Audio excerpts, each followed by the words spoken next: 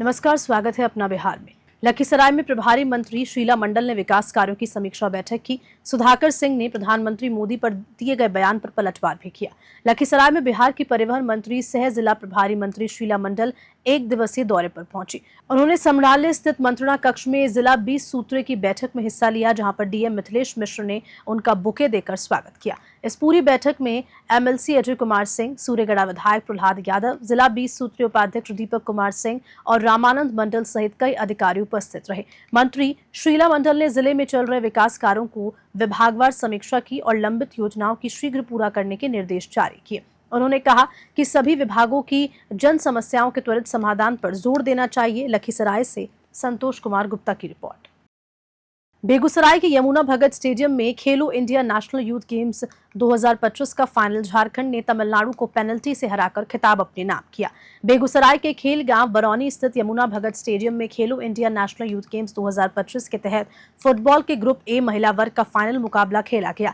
Final में झारखंड और तमिलनाडु की टीम आमने सामने थी। पूरे मैच में दोनों टीमें गोल करने के लिए कड़ी मेहनत करती रही, लेकिन निर्धारित समय में कोई भी टीम गोल नहीं कर सकी। इसके बाद मुकाबला पेनल्टी शूटआउट में पहुंचा, जहां झारखंड ने 6 से 5 से बाजी मार ली। झारखंड की ओर से एलिजाबेथ इक्का, रियाई अलका, रीना, ममता और कप्तान शिवानी ने एक-एक पेनल्टी गोल किया, जबकि तमिलनाडु की ओर से माथ्रवा, कप्तान बोनिशा, किस्का, काव्या और अवंता ने एक-एक गोल किया। बेगूसराय से चंदन कुमार की रिपोर्ट। पहले तो हम लोग बहुत खुश है क्योंकि हम लोग विन हुए। इधर पे बेगूसराय में बहुत अच्छा ऑर्गेनाइज किया हुआ है। इधर का ग्राउंड, होटल, डाइट प्लेयर को जैसे चाहिए वैसे, तो अच्छा लगा हम लोगों को यहाँ खेल के। तो फिर हम लोग विन किए तो अच्छा लग रहा है। जय झारखंड, थैंक यू। क्या नाम हुआ? अलकेंदवार। बेगूसराय के जीडी कॉलेज में शैक्षणिक माहौल और बुनियादी सुविधाओं की कमी को लेकर एसआईएफ का धरना प्रदर्शन जारी है। बेगूसराय के जीडी कॉलेज में पढ़ाई लिखाई अब नाम मात्र का रह गया। ये कॉलेज जो कभी बिहार में शिक्षा के महत्वपूर्ण केंद्रों में गिना जाया करता था, आज अराजकता और लापरवाही का शिकार बन चुका है। इसी के खिलाफ ऑल इंडिया स्टूडेंट्स फेडरेशन के जिला अध्यक्ष अमरीश कुमार की अगुवाई में एक दिवसीय धरना प्रदर्शन किया गया। धरने को संबोधित करते हुए अमरीश कुमार ने कहा कि कॉलेज में शिक्षा का माहौल पूरी तरह से खत्म हो गया है। उनका कहना है कि हमारा संगठन जीडी कॉलेज में शैक्षणिक वातावरण बहाल करने के लिए संकल्पबद्ध है और इसी के लिए मुहिम चलाएगा। बेगूसराय से चंदन कुमार की रिपोर्ट। देखिए, कहने की इसमें बात नहीं है। जिले के तमाम बुद्धिजीवी लोग और तमाम अभिभावक, तमाम छात्र छात्र हैं, तमाम लोग जान गए हैं जीडी कॉलेज जो कैंपस है वो सब्जी का मंडी बन चुका है। आप आइए, आप प्रिंसिपल से मिलिए एक बार, तो आपको कोई बिल्डिंग दे दिया जाएगा। हम आपसे पूछना चाहते हैं, सरकार का डायरेक्ट लेटर आ चुका है 2015 से लेकर अभी तक जो छात्र, तमाम छात्र हैं जो एडमिशन चार्ज लिया गया है उसे एडमिशन चार्ज वापस किया जाए। लेकिन ये तानाशाह प्रिंसिपल अभी तक लगभग 2015 से लेकर 2025 चल रहा है। लगभग 5 करोड़ रुपया अवैध तरीका से ठगने का छात्रा और SC छात्र से क्या है। लेकिन जब हमारा संगठन मांग करता है कि उसे रुपया वापस किया जाए, सरकार ने लेटर भेज दिया, जो भी बच्चा है उसे रुपया वापस कर दिया जाए, लेकिन ये सुनने वाला नहीं है। बेगूसराय के गणेश दत्त महाविद्यालय में 6 करोड़ की लागत से शैक्षणिक भवन की आधारशिला रखी गई। विधायक कुंदन कुमार ने दिनकर विश्वविद्यालय बनाने का संकल्प दोहराया। बेगूसराय के गणेश दत्त महाविद्यालय परिसर में शैक्षणिक आधारभूत संरचना को मजबूत करने के लिए G+3 बिल्डिंग की आधारशिला रखी गई। इस पूरे मौके पर मुख्य अतिथि के रूप में बेगूसराय विधायक कुंदन कुमार उपस्थित रहे। विधायक कुंदन कुमार ने कहा, दिनकर विश्वविद्यालय बनाना मेरी पहली प्राथमिकता है। गणेश दत्त महाविद्यालय और राष्ट्रकवि रामधारी सिंह दिनकर को याद करने का इससे बेहतर कोई कार्य नहीं हो सकता। उन्होंने कहा कि कॉलेज में 35,000 से ज्यादा छात्र छात्राएं 27 कमरों में पढ़ाई कर रहे हैं, जो कि काफी चुनौतीपूर्ण है। बेगूसराय से चंदन कुमार की रिपोर्ट। G3 भवन का शिलान्यास। कॉलेज जो बेगूसराय का जो भी ऐतिहासिक धरोहर है उसका एक अहम अंग है जीडी कॉलेज, और इसका एक अपना स्वर्णिम इतिहास रहा है। जो भी बेगूसराय के आज बड़े नामचीन लोग हुए हैं, लगभग सभी लोग यहीं से पढ़ाई करके निकले। लेकिन जब से जीडी कॉलेज खुला, यहाँ मात्र 27 कमरे ही थे और 27 में से 24 शिक्षा के लिए उपयोग होता था, 3 में प्रैक्टिकल लैब था, इस तरह का। और यहाँ विद्यार्थी लगभग 35,000 विद्यार्थी। जब मैं विधायक बना, मैं आया प्रिंसिपल साहब के पास, तो ये जानकारी मिली शेखपुरा नगर परिषद के वार्ड संख्या 20 में आत्मनिर्भर नारी संकल्प अभियान की शुरुआत बीजेपी नेत्री आश्रुति शर्मा द्वारा की गई। इस दौरान महिलाओं को सरकार की योजनाओं के लाभ के बारे में जानकारी साझा की गई। शेखपुरा में आत्मनिर्भर नारी संकल्प अभियान की शुरुआत बीजेपी नेत्री शर्मा के नेतृत्व में हुई। इस दौरान उन्होंने केंद्र और राज्य सरकार द्वारा महिलाओं के उत्थान के लिए चलाए जा रहे लोक कल्याणकारी योजनाओं के बारे में जानकारी दी।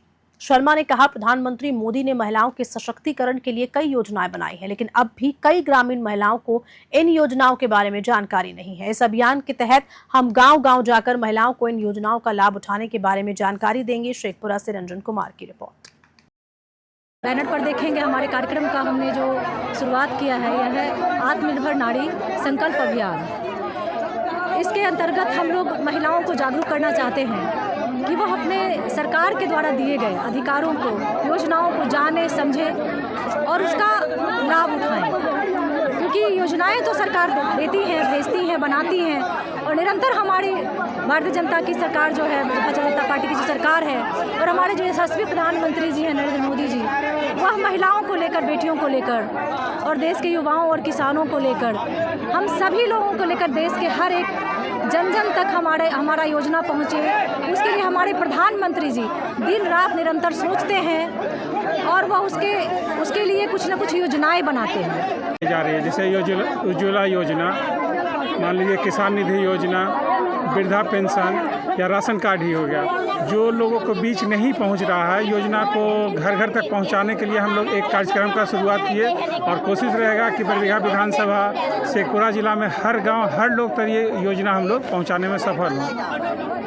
ज़्यादा जागरूकता कमी है क्या? नहीं, लोगों को में जागरूकता की कमी है। जितनी योजनाएं हैं जिससे हमारी माता बहनें जागरूक होकर उस योजना का लाभ ले सकता है। जैसे इसी गांव में हम आए तो बहुत सारी योजना, जैसे वृद्धा पेंशन, राशन कार्ड, इन लोगों के बारे में लोगों को नहीं पता है। वो बोल रहे कि है या नहीं बना, तो उन लोगों को जैसे हमारी टीम के द्वारा उन लोगों का बनवाया भी जाएगा। जहाँ इन लोगों को प्रॉब्लम हो रहा है वो सोल्व किया जाएगा। बेगूसराय में बिजली संकट को लेकर मंगलवार को बड़ी एगू के समीप सैकड़ों लोगों ने सड़क जाम कर प्रदर्शन किया। प्रदर्शनकारी बिजली विभाग और मंत्री के खिलाफ नाराजगी जाहिर कर रहे थे। बेगूसराय के बड़ी एगू इलाके में मंगलवार को सैकड़ों लोग सड़क जाम कर बिजली विभाग और मंत्री के खिलाफ विरोध प्रदर्शन कर रहे थे। प्रदर्शनकारी, जिसमें महिला, पुरुष और बच्चे शामिल थे, उन्होंने मटिहानी बेगूसराय सड़क को जाम कर दिया और बिजली संकट का मुद्दा उठाया।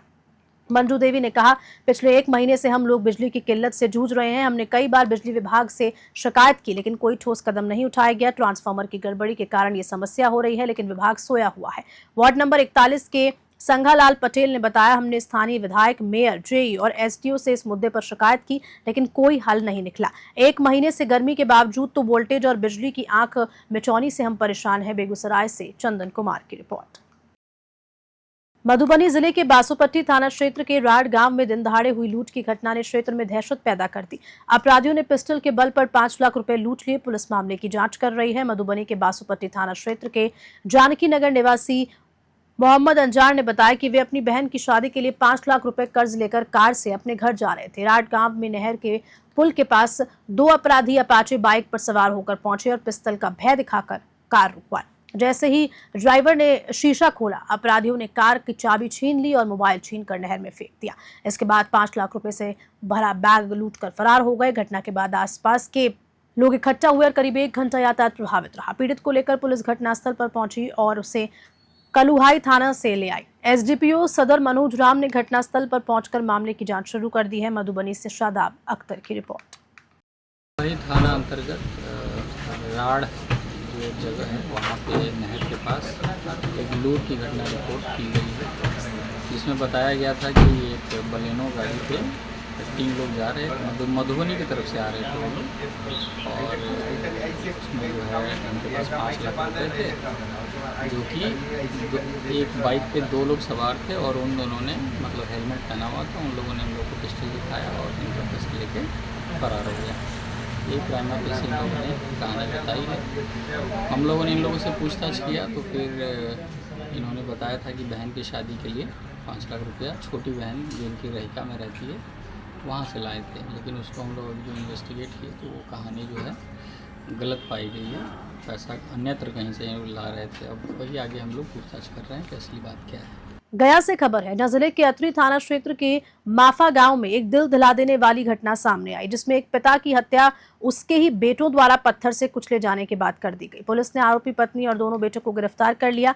ये घटनाक्रम माफा गांव का है, जहां 30 साल तक दिल्ली में रहकर काम करने वाले राजकुमार दास की पत्नी और बेटों पर हत्या का आरोप है कि राजकुमार की पत्नी ने अपने बेटों को उकसाकर अपने पति की निर्मम हत्या करवा दी। हत्या को अंजाम देने के लिए ईंट और पत्थर का इस्तेमाल किया।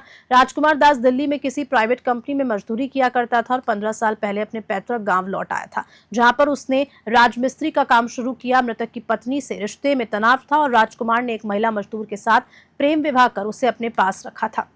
20 मई को राजकुमार का छोटा बेटा अजीत दिल्ली से परिवार के साथ अपने शादी के लिए गांव आया था। इस दौरान हुई घटना ने परिवार की खुशियां चुराकर एक भयावह मोड़ ले लिया। गया से नीरज की रिपोर्ट।